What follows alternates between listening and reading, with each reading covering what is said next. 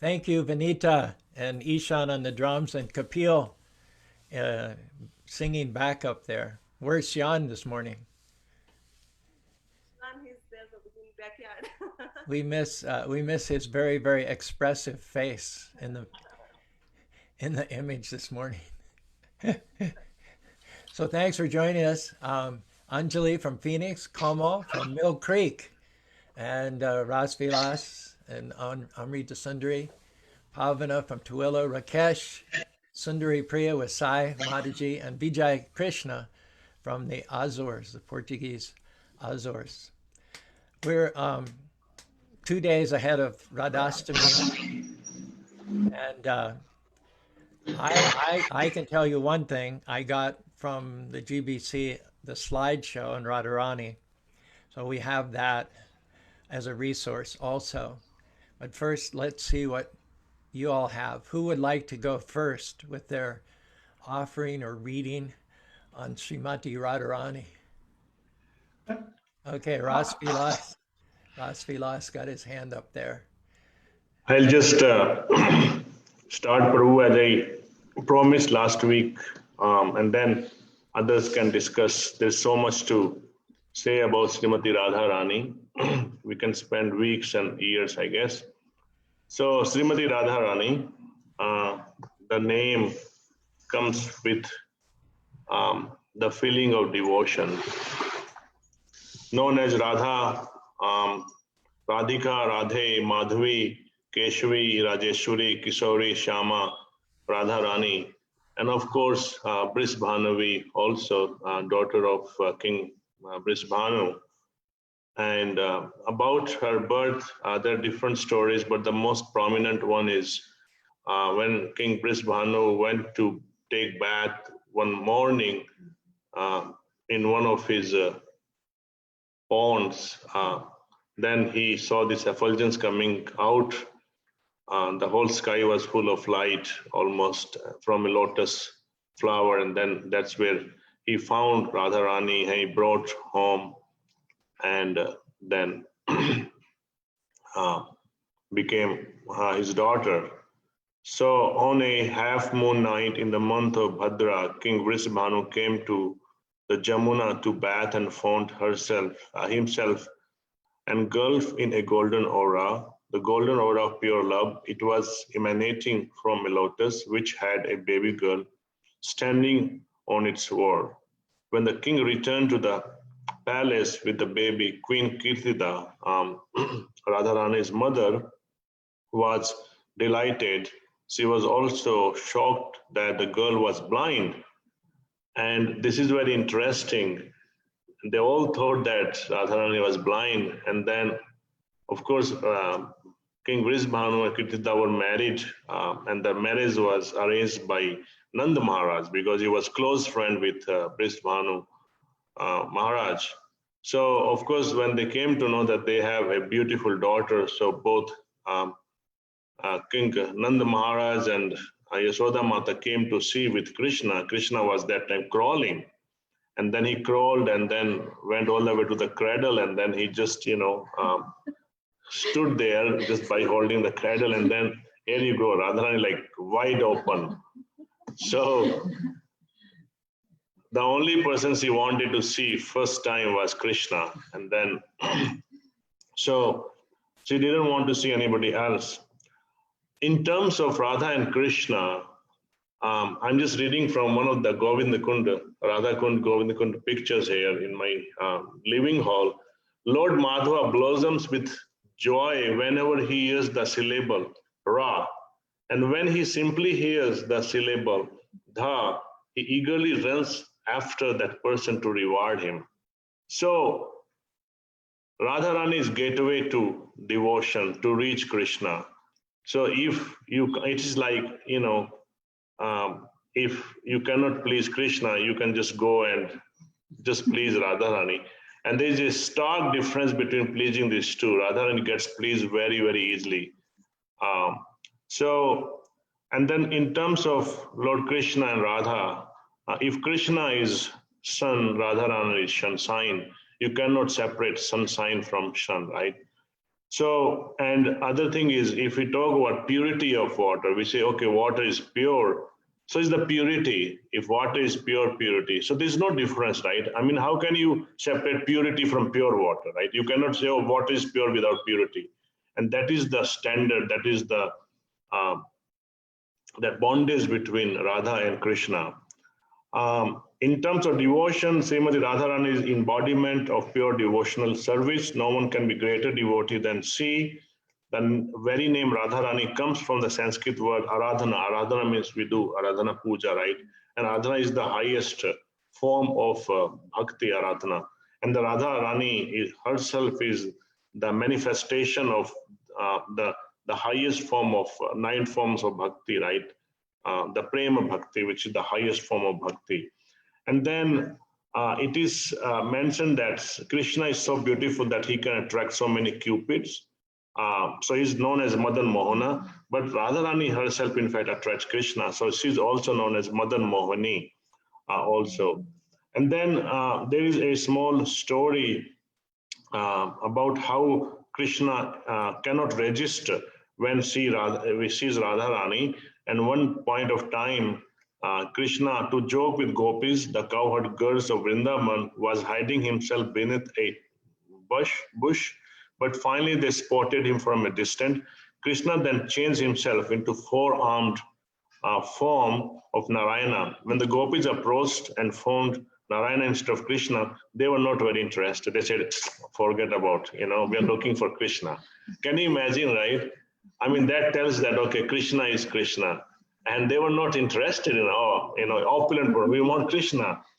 And then, so they therefore offered their respectful obeisances unto Lord Narayana and prayed that he would bestow upon them the benediction of Krishna's eternal association. It's not like, oh, help us find Krishna. Where is that? Give us this money. No, eternal association. That's what they wanted from Lord Narayana.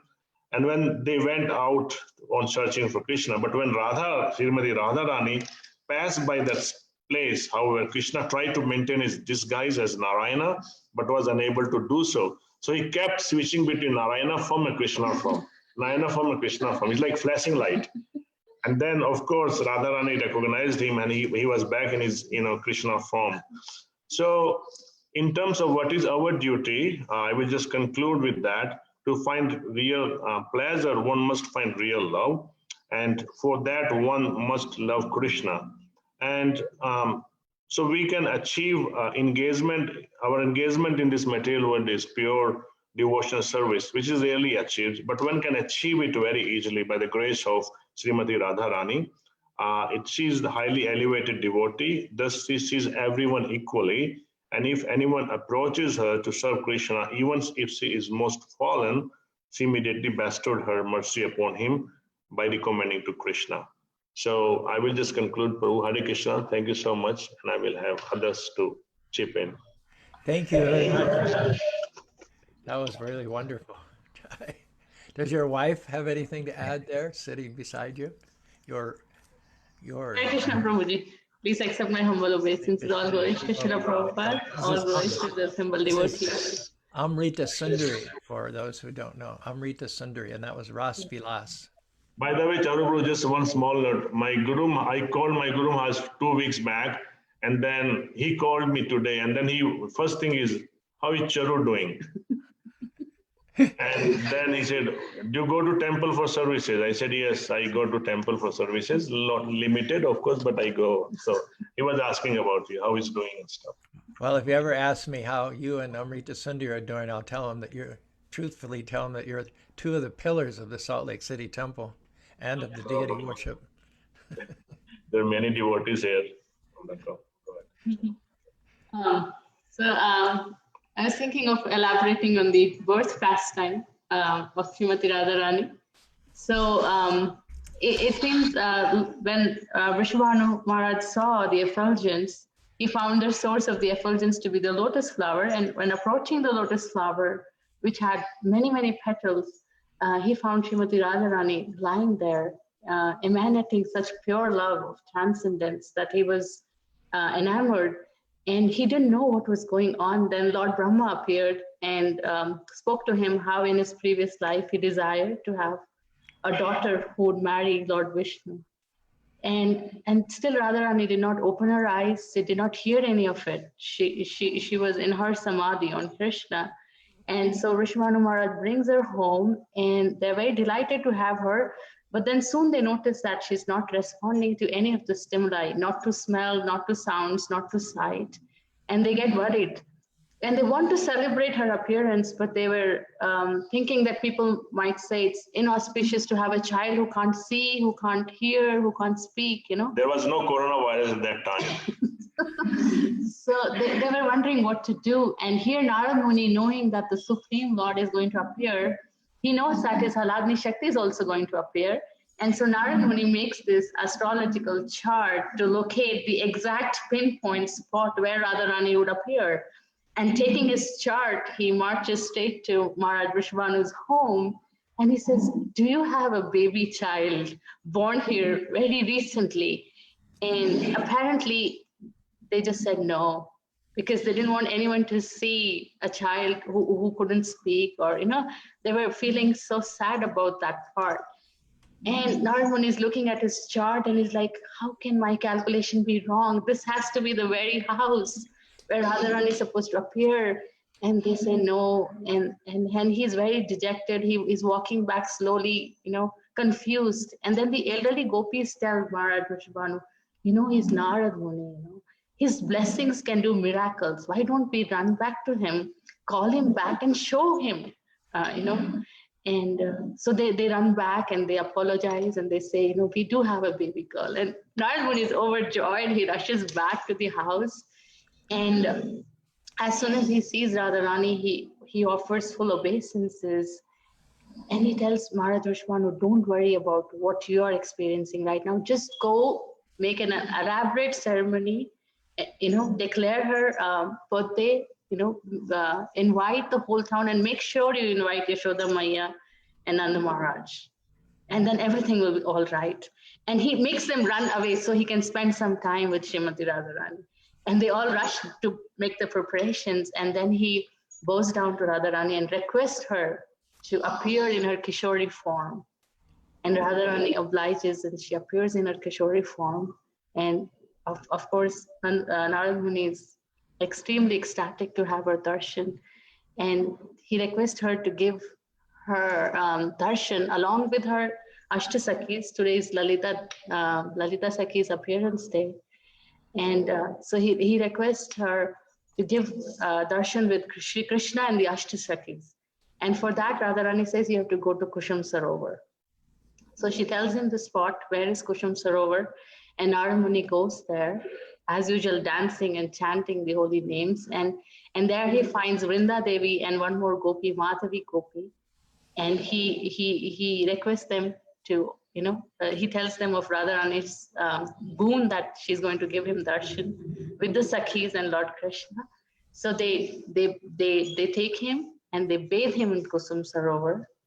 And he turns into a gopi, Naradiya gopi. They decorate her, garland her, and they take her to the kund, exact kund where Krishna is having pastimes. All Narad Muni can see from far is a lot of lotuses. He couldn't spot Radharani and Krishna and the Sakhis there. And then they make her walk on the bridge. It seems there's a bridge that we cannot see as of now, but there's a bridge leading to the middle of the Kusum Sarovar. And the Lord was right there. And Narad Muni walked, and there he saw, first he saw it was the lotus, but then he saw it was Lord Krishna. The blue lotus was Krishna, and the golden and the other colored roses, lotuses were all different Sakhis. And so he had exalted darshan, and he wanted to participate in the pastime, but the gopi said, no, this is not the right time for you.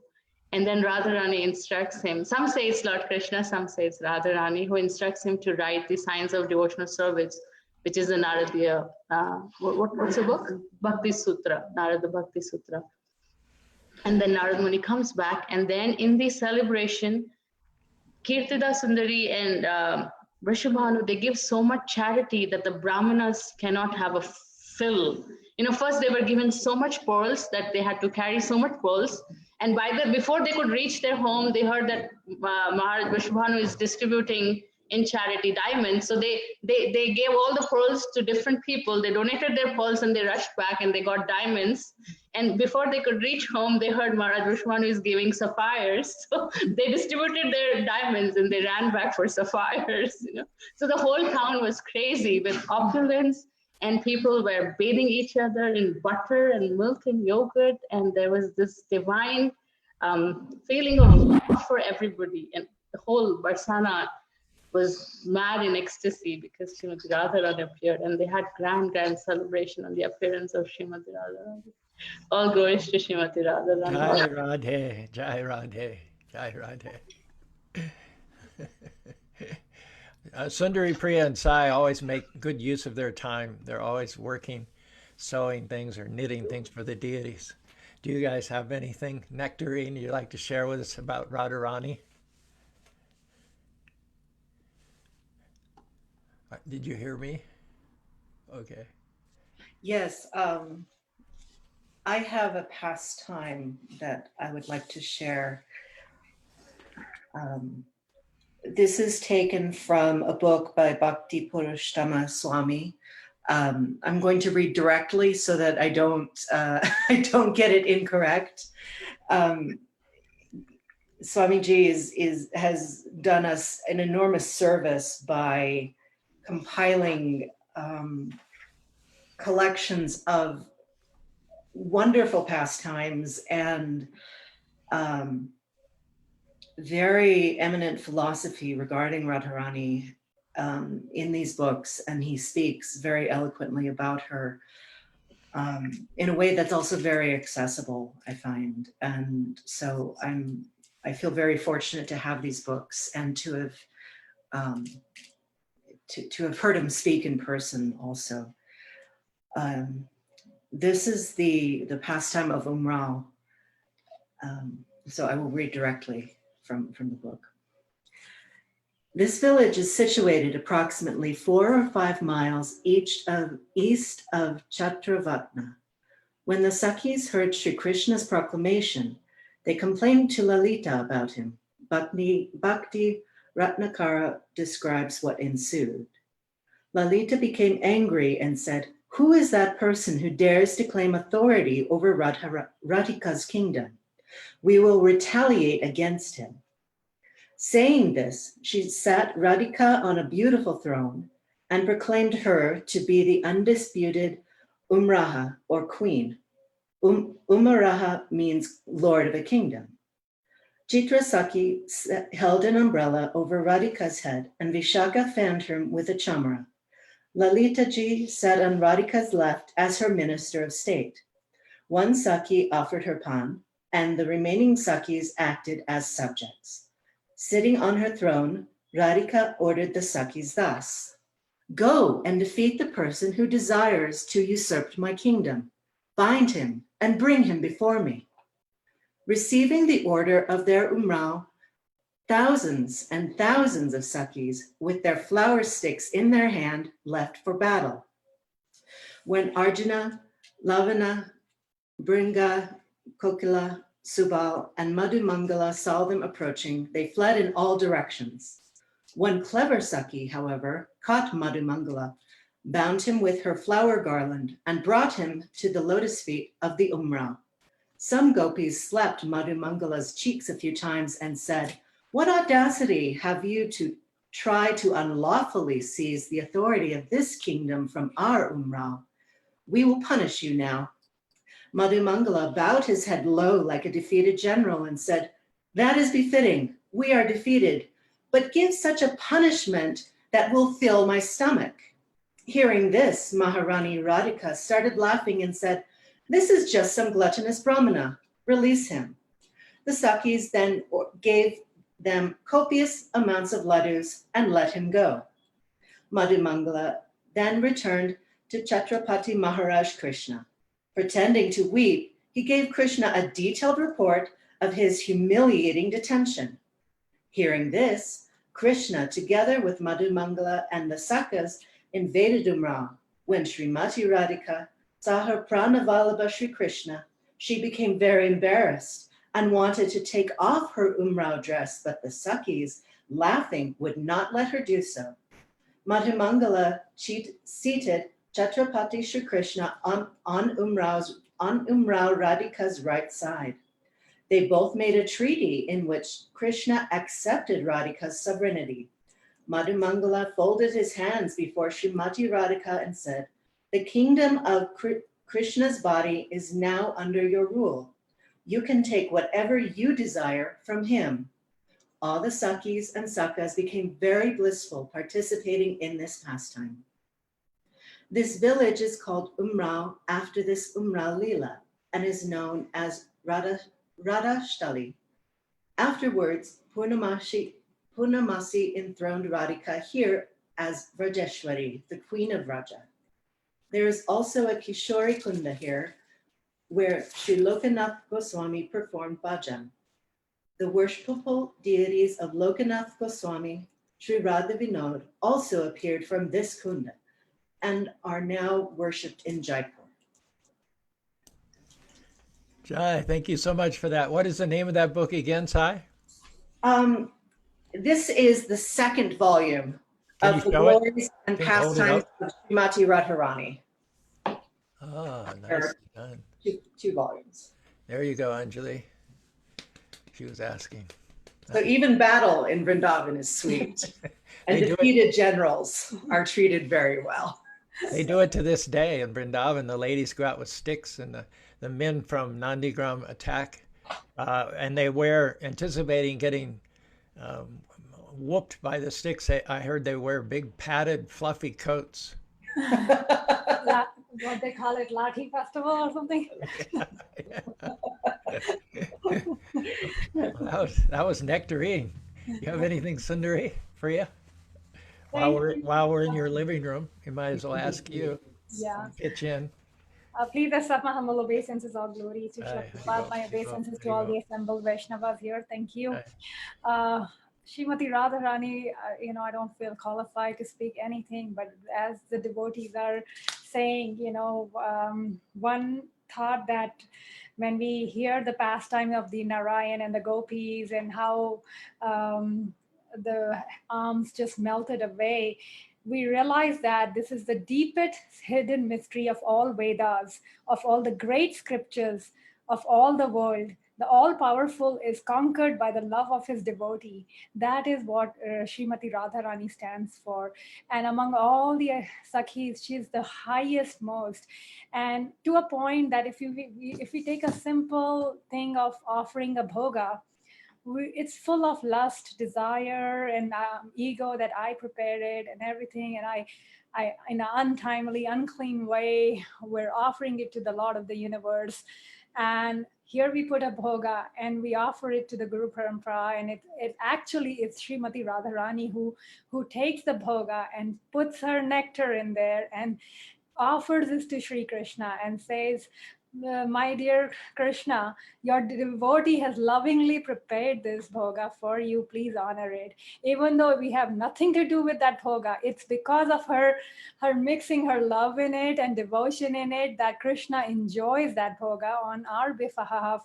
And then she puts a beautiful word for us that we are so unworthy we can't even remember her in gratitude. Once a year when Radhastami comes, then I'm trying to do some service for her, but I don't remember her every day, every second, every minute like the acharyas did. And they feel so unworthy of her understanding her devotion. And then she recommends Sri Krishna to bestow favor. Then Krishna says, oh, let me see if Srimati Radhika is saying something of good about a devotee. It must be worthy of my time to look. That's how we get Krishna's mercy. So without pleasing the mother, we cannot approach the Supreme Father. And that's the beauty of that simplicity of Srimati Radharani, that's why the Brajvasis, they say, Radhe, Radhe, Radhe, Radhe, Radhe. Radhe.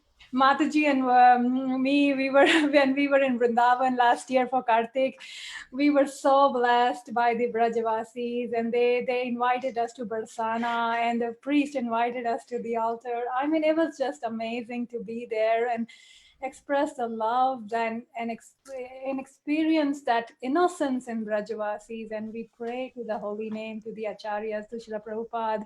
And whenever Prabhupada gave Radhastami lecture, people wondered, is this Janmashtami lecture or Radhastami lecture? Because he commented in one of the commentary, he's like, we are not eligible to speak about Srimati Radhika because it's Krishna that allows us to remember her, and she in turn allows us to remember Krishna. So that's the glory of Srimati Radhika. So please, she's so pleased hearing and about Krishna that for Radhastami we give her that present of talking about. Yeah, even for Radhastami. While we're doing a dress here, believe me, this is Srimati Radharani's veil for Radhastami, and she is leaving all the good laces for Krishna. And somehow she's like, we're tied. Like, is this Radharani's skirt or is this Krishna's skirt? And which one is going to be more glorious? We don't know. And we are just praying to the Lord that please guide us from within. Well, I feel like I'm an ant or a cricket on the table there. I feel like I'm fortunate to be an insect, the Kita, in the house of the devotees who are sewing the clothes of Radha and Krishna together. We are extremely blessed by the prayers of the Vaishnavas. Service. Thank you for the lockdown in India that we're not able, we haven't got the professional dresses. So we are grateful to the pandemic for being able to serve this. It's wonderful to see you two working away there in devotion. Rakesh, my ears always get big to hear what insights you have. Are you there? Hare Krishna, Prabhuji, please Hare accept Krishna. Haribol. The devotees assembled here. So, as all, all the devotees already mentioned, we are not qualified to speak about Radharani. And after hearing such wonderful pastimes by all the devotees, it makes me even more nervous. But with all your permissions and blessings, I would like to mention a few things, like quickly, that I have realized and understood from these lectures. One thing, as Mataji mentioned, that we cannot go to Krishna without the mercy from Srimati Radharani. Even in the Mahamantra that we chant, we start with Hare Krishna. So Hara in this Mahamantra is none other than Srimati Radharani, so which is the pleasure potency of Lord Krishna. So first we are praying to Srimati Radharani in our Mahamantra, so that if we can somehow please and be qualified for her mercy, then eventually there is no doubt that we will get the mercy and love from Krishna himself. So as mentioned, that if we really want to advance in the bhakti and get the mercy from Lord Shri Krishna, then we should always remember Srimati Radharani and pray for her mercy. And one of the lecture I was hearing from Amrendra Prabhu, and in his lecture, it was a pretty good lecture. I'll try my best to summarize it short. So Narad Muni, once he saw one devotee who was praying to Shaligram, and he saw that he's praying with such a great devotion that Narad Muni appeared in front of him, and he said that you are the greatest devotee and you deserve the blessings of the Lord. But the devotee humbly said that I do not deserve, I just happen to worship Shaligram just once a year, and that's the like the birthday of this Shaligram, the anniversary when I got this Shaligram. So I'm not the purest devotee. You should go to the king.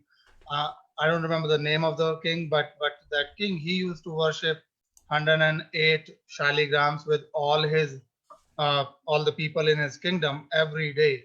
So Narada Muni appeared in front of him, and he said that you are the purest devotee, and you deserve to get all the mercy from the Lord. But then again, this king humbly said that I worship only in one kingdom with the people from just one kingdom. But Indra, he is the king of all the demigods, so he worships the Lord with all the universes and the demigods and so many affluences. So he is a better devotee than me. So then Narada Muni appears in front of Indra. So that way, Indra, he sent Narad Muni to Lord Brahma, and Brahma also humbly said that I'm not the purest devotee, I'm not qualified enough because I have committed offenses to Krishna, and we have all heard about those leelas when Indra committed offenses and when Brahma committed offenses. So they said that go to Prahlad Maharaj, he is the purest devotee. And then eventually Prahlad Maharaj sent Narada to Pandavas, and so Pandavas finally sent him that, okay, Krishna helped us in Mahabharata, and yeah, he is always with us, but he is leaving us now. But they sent him to Uddhava, that Uddhava is very close to Krishna, he is very dear to Krishna, and he is the only human accepted as a disciple by Brahaspati, who is the like guru, the teacher of the Indra and all the demigods. So they said Uddhava is the purest devotee. That's why he was qualified to be accepted as a disciple by the greatest teachers of the demigods.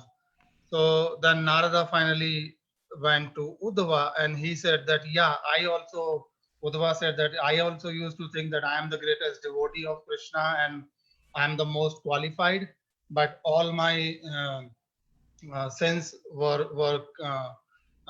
like when Krishna sent me to the gopis, and we all know that Uddhav Leela, he said all my doubts got cleared at that time, that I'm nothing compared to those gopis, because when Uddhava went to pacify the devotee, Braj Gopis, that whole Leela summarizes, like explains that thing.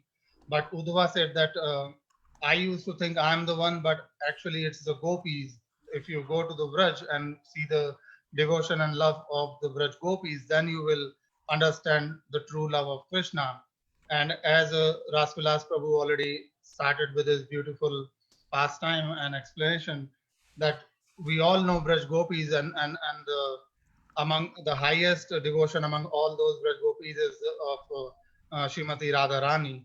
So that's what I understood from that lecture. And yeah, if we can worship Radharani and then offer the prayers and prasad and our service to Srimati Radharani, then eventually she will take that service to Lord Krishna, and because she is the pleasure potency of Krishna, then what we cannot achieve by praying to Krishna, we can achieve that by praying to Srimati Radharani, and she will bless us with her mercy.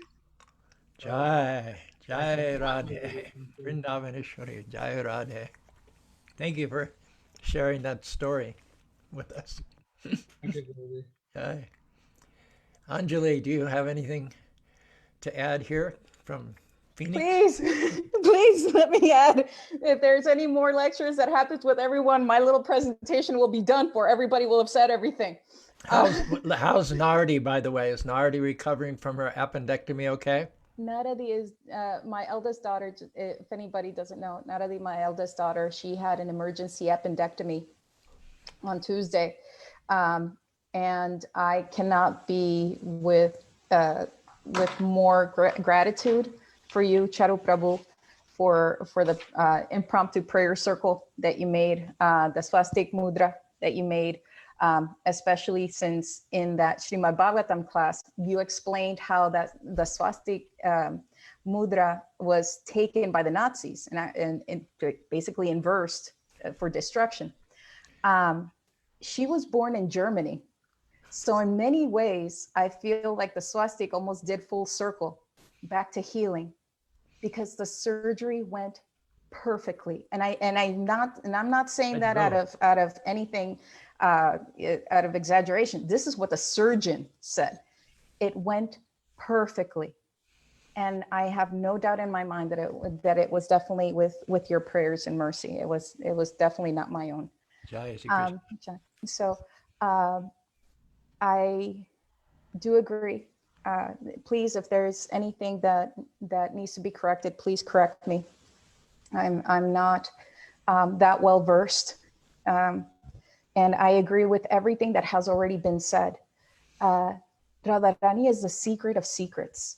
She is the secret of secrets. In some way, I almost feel embarrassed that this is a Zoom meeting. I don't know if this should be out in public.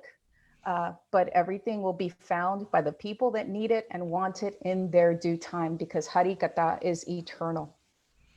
And it's very interesting because we mentioned Bhagavad Gita. Grandfather Prabhupada, he translated the Bhagavad Gita, but Radharani isn't there. In the Srimad Bhagavatam, Radharani is hinted, she's mentioned of her, but she isn't mentioned specifically. And then in Chaitanya Charitamrita, it's very interesting. Lord Chaitanya is the embodiment of Radharani's mood. It's Krishna, but in the mood of Radharani. And even then, what is being said here? In the Chaitanya Charitamrita, he said, Sri Chaitanya Mahaprabhu replied to Prakashanandra Saraswati, "My dear sir, kindly hear the reason. My spiritual master considered me a fool, and therefore he chastised me. You are a fool," he said. "You are not qualified to study Vedanta philosophy, and therefore you must always chant the holy name of Krishna. This is the essence of all mantras or Vedic hymns." This is Chaitanya Charitamrita Adi Lila, chapter 7, 71 through 72. So what is it that Lord Chaitanya was given? Hare Krishna, Krishna Krishna, Hare Hare, Hare Rama, Rama Rama, Hare Hare. And just like Rakesh mentioned, Hare is the internal potency is Srimati Radharani. Again, still hinted. It is not mentioned directly. Why is that? Because this is the utmost secret of secrets. And it's really interesting, I think, how Prabhupada, even though that he did Bhagavad Gita, Srimad Bhagavatam, Chaitanya Charitamrita, he also did this teeny tiny book, The Nectar of Instruction. And it's literally taken me 20 years to come back to it and see the glories of this book. Because in this book, Prabhupada, everything that he wrote it like a madman on fire, because he knew he didn't have much time. So he was trying to give the devotees as much as he could, as little time as he had. And in this little book, he gave everything. The Nectar of Instruction is, a much easier way to read in English than Upasadamrita, because that's what this is. This is a translation of Upasamrita, Nectar of Instruction, by Sri Rupa Goswamis. And if we are following our service, we are doing it as Rupanugas. Who are the Rupanugas following? We're following the Vedas, we're following association, and it is going through this lineage. And I don't know about you guys, but when I have a book and I have something that I want to hide, the idea is that you put it in the middle of a book, in the center, you put it so that way it's nicely cushioned on both sides. And this book is not just a book, it's a code. It's a secret code. If you look at it, going forwards and backwards, in the pictures, right there in the smack center, who is it? It's Radha and Krishna. He put in the Upasamrita the essence, the entire essence of all the Vedas. It is said, all the Vedas, all knowledge is in this book.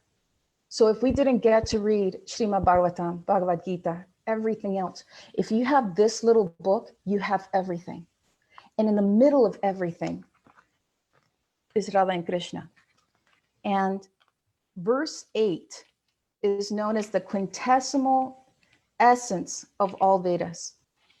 And I'm just going to read the translation. It says, the essence of all advice is that one should utilize one's full time, 24 hours a day, in nicely chanting and remembering the Lord's divine name, transcendental forms, qualities, and eternal pastimes, thereby gradually engaging one's tongue and mind. In this way, one should reside in Vraj, Goloka Vrindavan Dham, and serve Krishna under the guidance of devotees. One should follow in the footsteps of the Lord's beloved devotees who are deeply attached to his devotional service. So we're following the devotees. And who are the devotees following? And what does Prabhupada said? We're the servants of the servant of the servant. And then add all the generations in between, right? But if you follow this, what does it go next? And by the way, thank you, Sai and Sundari Priya, mentioning of the pastimes. And from my side, Rasa Vilas and Amrta Sundari, thank you so much. My daughter's name is Naradi, and I still didn't know that full pastime of Narada Muni, of how he became Naradi. So thank you. I'm following you to be able to understand better on how it is of these pastimes. At the same time, the next text, it's talking about Govardhan Hill. This is where everybody is walking towards. All devotees are trying to reach Govardhan Hill, the Lord of Gokul, Sri Krishna. But one thing that came to mind was when you mentioned in this case about the purity of water, it's also here in this book. It's also in this book. Let's see here. It is said, of the many objects of favored delight and of all the lovable damsels of Vrajabhumi, Srimati Radharani is certainly the most treasured object of Krishna's love. And in every respect, her divine Kund is described by great sages as similarly dear to him. Undoubtedly, Radha Kund is very rarely attained even by the great devotees. That includes Narada Muni. Therefore, it is even more difficult for ordinary devotees to attain. If one simply bathes once within these holy waters, one's pure love of Krishna is fully aroused. And it actually mentions it in a previous says, advanced devotees prefer to reside at Radhakund because this place is the site of many memories of the eternal loving affairs between Krishna and Radharani. However, Radhakund, if we see it with our own material eyes, it's not pure. Many times Radhakund is not pure. It actually has bubbles and impurities. But it doesn't take away how beautiful and the essence of Radharani and Krishna is there. So we have to go beyond the superficial to see Radharani. And even when we're there, we need to know who we're looking for. So when you mentioned Sai and Sundari Radha about how she was embarrassed, you know, and the gopis were laughing about taking off the royal garb, it's because it said, Lord Shiva explains, Sri Radha is restless, fickle, appears like an ordinary girl, the most beautiful in the whole world, the stopper of the Daksha Gyan, born of Daksha, the daughter of Daksha, and the beautiful-eyed one. Radharani doesn't want to be seen as a queen. She wants to be seen as just giving prem, as giving love. If anything, she's trying to help all of us, the thousands and thousands of servants of the servants, to be able to serve Krishna. And that's what makes Krishna happy. And that's what our lineage is talking about, is to be able to do Krishna Prem. Because Radha Prem, as much as we hold on to the secret, Krishna is the one that has Radha Prem, and he's quite jealous of it. He will not let anybody else have it. That's his. We do not touch it. What we have is Krishna Prem. And when it was said about Srimati Radharani offering to Krishna, whatever bhoga that we give, she serves it as prasad to Krishna. She's also taking our service. We don't eat prasad, we serve prasad. Whatever that we do 24 hours a day, as long as we do it following the devotees, following Radharani, she will take it, clean whatever superficial impurities it has, and put it to Krishna's feet. And on Radhastami, the one day out of the whole year, thank you, COVID, is going to be a quick day. But it's going to be the one day that we can actually see and serve with our eyes Radharani's feet. And when you see it on your statue of your local temple, Radharani,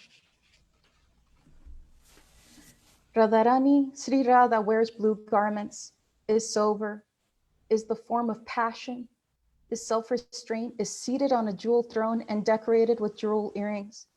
Sri Radha is decorated with jeweled ornaments, wears jeweled necklaces, is transcendental, possesses a necklace.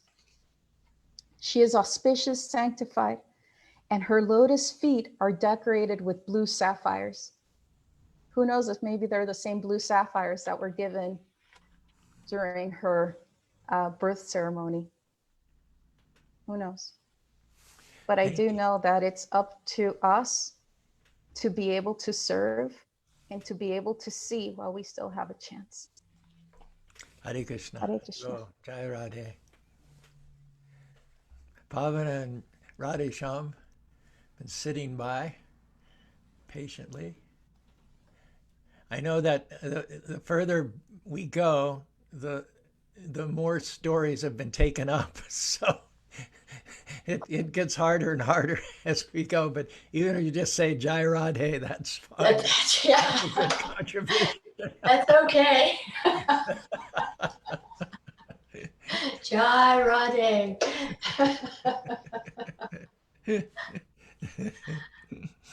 Yes, as Mataji Anjali mentioned, that this is a very nice verse, the comparison and nectar of instructions. The holy place known as Mathura is spiritual super the Vaikuntha, the transcendental world, because the Lord operates there. Super the Mathura Puri is a transcendental forest of Vrindavan because of Krishna's Rasalila pastimes. And superior to the forest of Vrindavan is Govardhana hill, and for it was raised by the divine hand of Sri Krishna, and was the site of his various loving pastimes.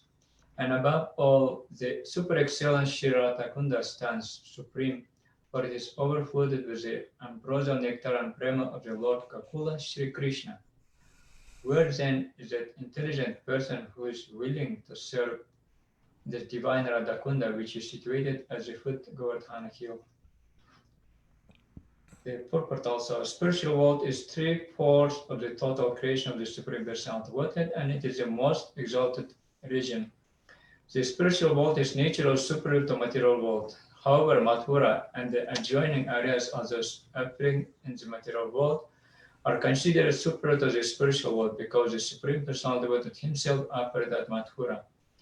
The inferior forests of Vrindavana are considered superior to Mathura because of the presence of the 12 forests, Dvadashavana, such as Talavana, Madhuvana, Baplavana, which are famous for various pastimes of the Lord. Thus, the interior Vrindavana forest is considered superior to Mathura, but superior to this forest is the divine Govardhana hill because Krishna lifted Govardhana hill like an umbrella, raising it with his lotus-like beautiful hand to protect his associates, the denizens of Braja, from the torrential rains sent by the angry Indra, king of the demigods. It's also at the Govardhana hill that Krishna tends the cows with his cowherd friends, and there also he had his rendezvous with his most beloved Sri Radha and engaged in loving pastimes with her. Radhakunda at the feet of Govardhana is superior to all because it is there that love of Krishna overflows. Advanced devotees prefer to reside at Radhakunda because this place is a site of many memories of the eternal loving affairs between Krishna and Radharani. So I'm not qualified to tell these topics, but because devotees ask us, few minutes. So in 2005-06, I was in Gopi Paradhan Prabhu's school, in Sanskrit school. And I also was translating because Gopi Paradhan Prabhu knew me from BBT. He was in North Europe on BBT. So he said, you can stay with us and translate. So it was an ocean of mercy that he showered to me. So I would attend their school. I also do my translations, and I also do some service to help devotees, some cooking and serving prasada, cleaning. Then after noon, I would chant my japa around Govardhan. One day, one side, other side. It takes like 3 hours, 3-4 hours. So sometimes by unlimited mercy of Krishna, I would meditate on Radhakunda and take baths, because I'm not qualified. So and especially in the Ekadashis, I was trying to chant more japas in Radhakunda and Govardhana. So every time I chant, I'm sitting, meditating, I would get, as like Paramatma or intuition tells me, go back home and serve the Srila Prabhupada's or spiritual master instruction to distribute the Krishna consciousness. So sitting there is recommended. Also, I saw the Srila Gopal Krishna Maharaj was, after festival, he was like pasturing after devotees, go home, not stay. So one devotee asked, one neophyte asked him, why the Shastra recommends you stay in Radhakunda and Vrindavana, but you are like pushing us away. And Gopal Krishna Maharaj said, the festival is finished and now go home. So the Prabhupada didn't, of course, didn't recommend that. We all like overpopulate there, but follow his instructions, thus we will be connected with Krishna through his instruction by fulfilling his desire. And Srila Prabhupada also, he himself didn't do that, and he went to New York, and just all he was thinking just to spread this Krishna consciousness movement, Chaitanya Mahaprabhu's. Hare Krishna. Hare Krishna. Hi, Radha. Also 1 minute. Hare Radhe. Yesterday we were listening and Srila Bhakti Sharma Maharaj, exactly the story that Rakesh Prabhu told. It's also very good comparison. Yeah. So Hare Krishna. Hare Krishna. Hare Bo. Kamo, always enjoy hearing from you. Any thoughts here? Jai Radhe. So when I was going through trying to read about Radharani, I came across a small incident that happened where Rukmani once offers hot milk to Radha, saying that this has been sent by Krishna, and it was boiling hot. But when Radharani hears that it's been sent by Krishna, she just drinks it without thinking twice. And to Rukmani's surprise, nothing happens to Radha. She does not feel anything. She does not complain. There's nothing. But once Rukmani goes back to Krishna, she sees that Krishna is actually suffering from ulcers in his throat. So it just goes on to say that they are one and the same. And here they appear as two. And the love is so beautiful that Radha will not think twice when something is about Krishna. And Krishna will not let anything happen to Radha. He'll take everything on himself. He'll not make her feel any pain.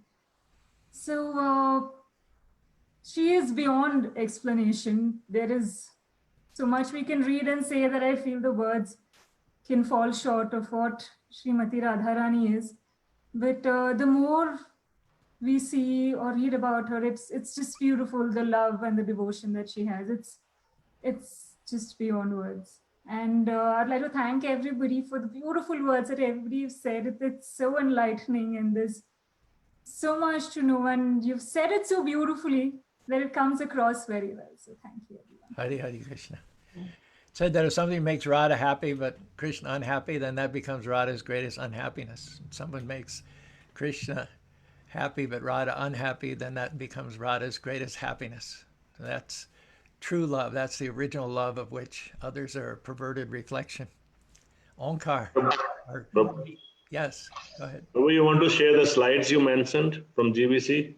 I thought I'd try to do it during the kirtan. Let's hear from Onkar, and then we've got Vijay. Krishna's got his hand up for the last 45 minutes. He's really anxious to share something with us. But let's go to Onkar and then Vijay Krishna. And then you're going to lead the kirtan, right, Ras Vilas? Amrita Prabhu, she's going to lead. Well, I don't think sharing the screen is going to affect the sound, is it? No. So we can just kind of show the slides as moved during the kirtan, if that's okay. Yes. Okay. So let's go to Onkar, and then Vijay Krishna, you're going to get your chance here. Krishna Danda Pranam. Please accept my humble obeisances. I'm grateful to all the devotees that they are sharing so nice pastime of Srimati Radharani. So I'm getting to know more and more about the subject matter here. Honestly, I do not know much about Srimati Radharani or the tattva philosophy, tattva behind it. But recently I heard in some class the philosophical understanding behind Radharani. So I would like to share that.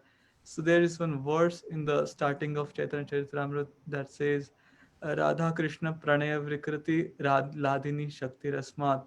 So in that, the Prabhuji whom I was listening to, he was mentioning that Krishna has three kind of potencies that try to please him.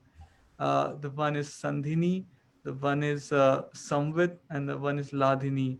And there are three personifications, and there are different function of these energies, and all these try to please Krishna. And there are three different personalities who are in charge of all these potencies.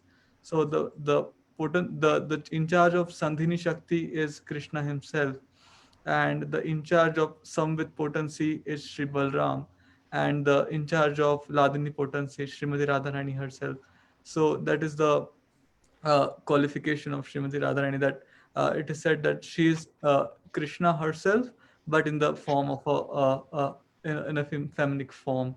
So I thought this is a kind of a start for trying to have philosophical understanding of Srimati Radharani. So I guess I have this much only to share.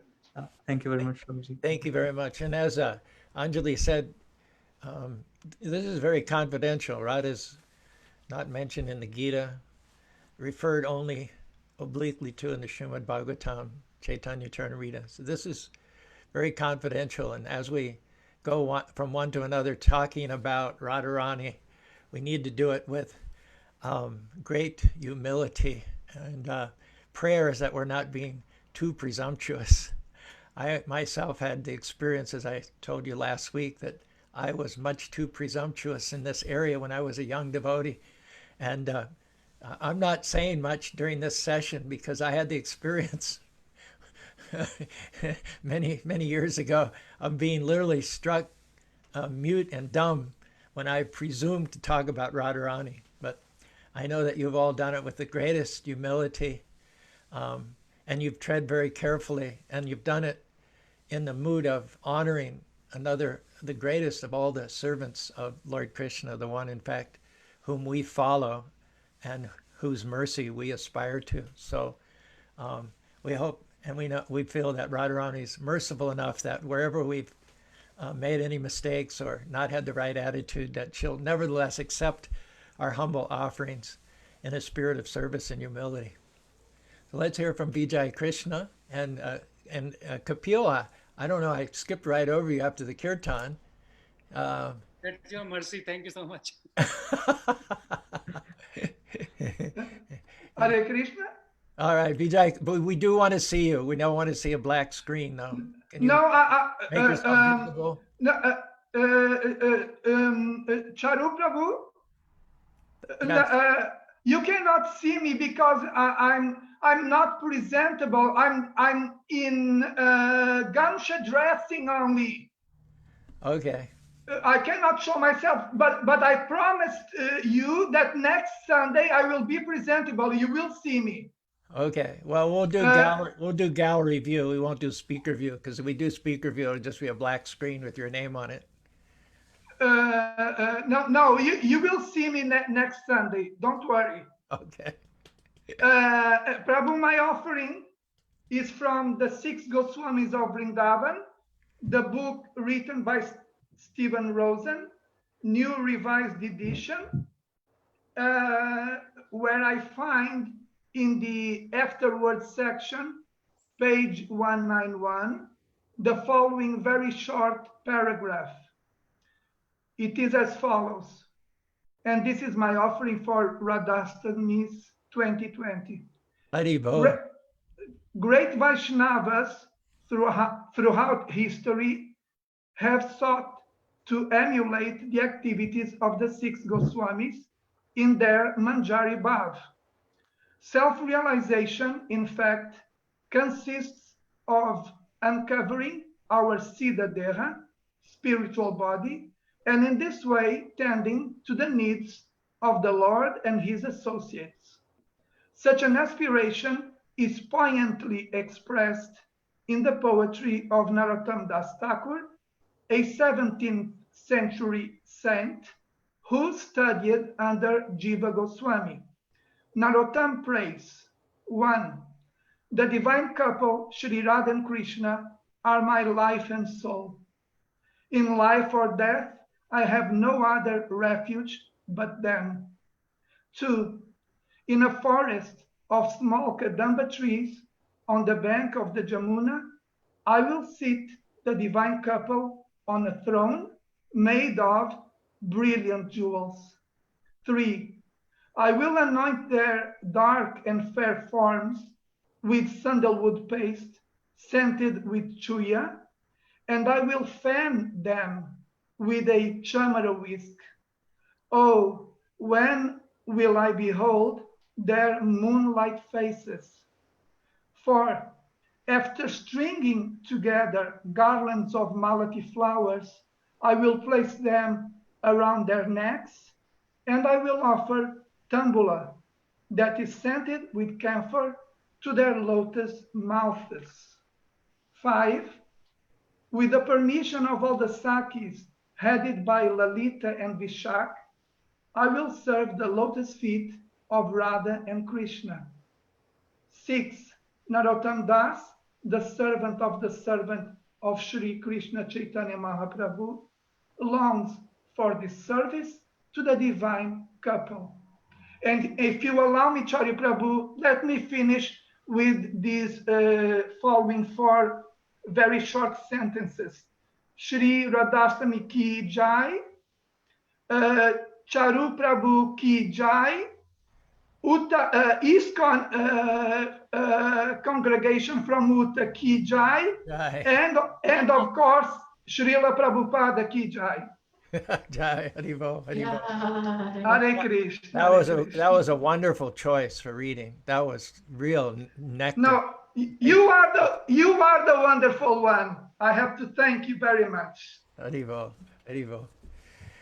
It's Utah, by the way. I remember when I was in Los Angeles and the Olympics were coming to LA at the same year that we were going around all the motel owners collecting for Rath Yatra, and they were all painting and getting their motels in ship shape for all the visitors from all over the world that were going to come into Los Angeles. But I remember everyone calling the Olympics.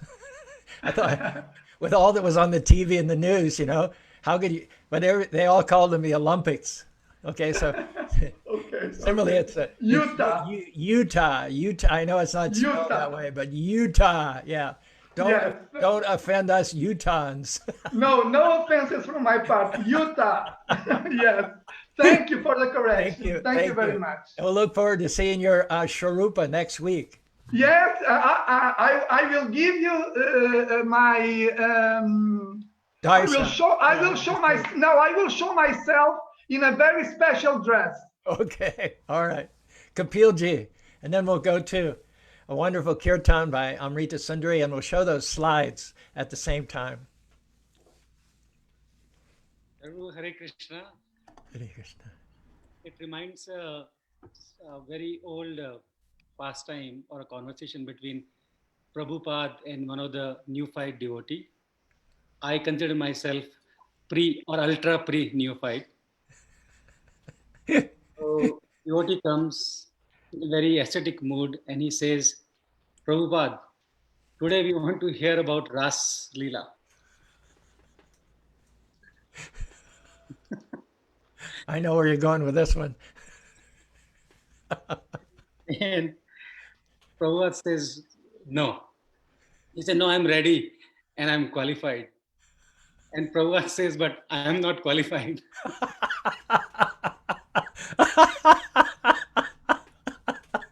It also reminds me your Australia story that you mentioned, that this is the most humble I have felt ever. Thinking about the talking points on Srimati Radharani. We talk about Krishna all the time and we don't even think anything. But boy, when you're talking about Radharani, you just feel like you're walking on eggshells because it's so high and it's so confidential. And we just don't know if it's appropriate, like Anjali said. But we do it once a year. We're emboldened as we approach the Radhastami day. And Jarbo, it reminds me, Radhikaran Prabhu, years ago, he came in to our old temple on a day of Radhastami.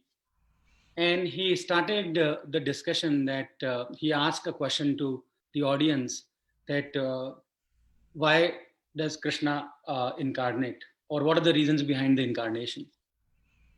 And a lot of people, they gave the answers, Paritranaya Sadhunam, vinashaya dushkritam. And Radhikaran Prabhu says that it's paritranaya sadhunam and sometimes paritranaya dushkritam. And then he talks about Chaitanya Mahaprabhu and that incarnation. I just try to revisit those memories and the message that he gave. And he said that, see, when we say to establish dharma or to kill the demons, I think that can be done from Vaikuntha. But that one thing that is missing is for us to have that opportunity to serve him, not us, like the real devotees, to have to serve him. And then also that exchange that he want to relish. And when it comes to that, I think Radharani, she is the personification of devotion. And this devotion is unmotivated. I was listening to Bhakti Rasamrita Swami Maharaj's lecture, and he talks about Chaitanya Mahaprabhu and then the reasons behind that incarnation. And there are 2 or 3 reasons that he mentioned. One of the reasons was to relish that mood or to relish his own glories through the mood and through the eyes of Radharani, and then also to give us the opportunity or the happiness of the Sankirtanam.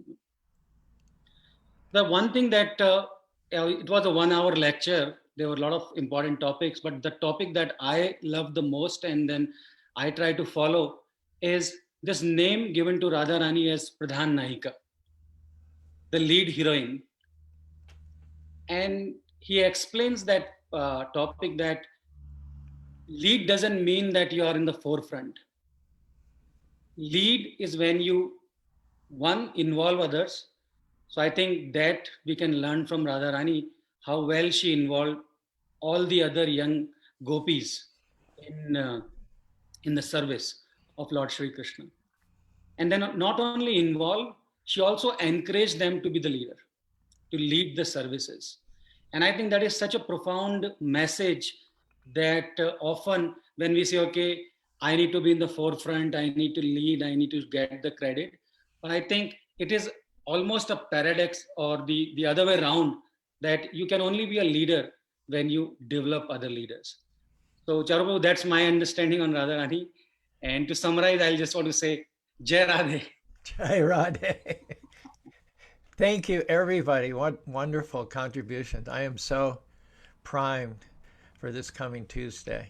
I hope you are too. I know you are too. So I'll see if I can get this screen sharing up and running while Amrita and Ras Vilas begin the kirtan. Have you got either of those 2 wonderful boys of you nearby? Is that Sachi? Who is that?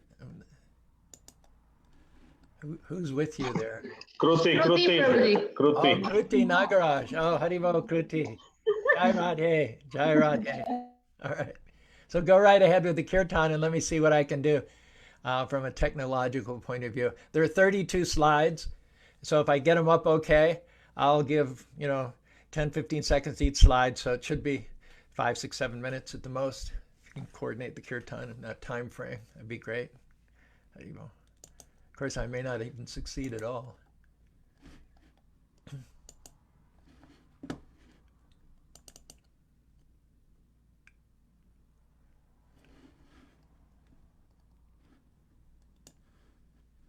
Is the sound on? Hello? Yes, Prabhuji, it's on. Okay.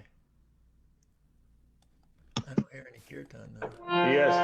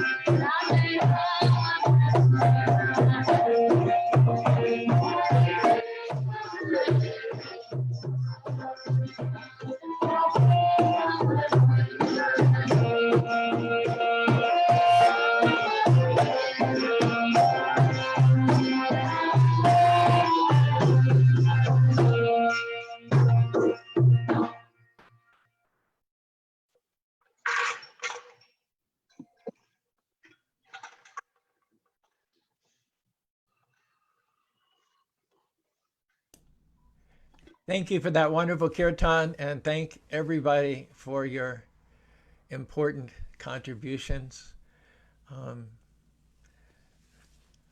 All I can say, by way of conclusion, is may Srimati Radharani some or other not take anything we said today offensively, but take it as an offering, the best that we could do where we are under our particular circumstances, and use what we've put on the altar today in order to engage us more fully in the service of Sri Sri Radha Madhura Mohan. Sri Krishna. Jai Radhe. Jai Radhe. Thank you for being with us. We'll see you after Radhastami next Sunday. Hare Krishna, Hare Krishna. Krishna, Krishna, Krishna, Hare Hare. Hare Rama, Hare Rama. Rama Rama, Hare Hare. Wonderful festival. Thank you very much. Thank you so much, everyone, for your association. Hare Krishna. Radhe Radhe. Radhe Radhe.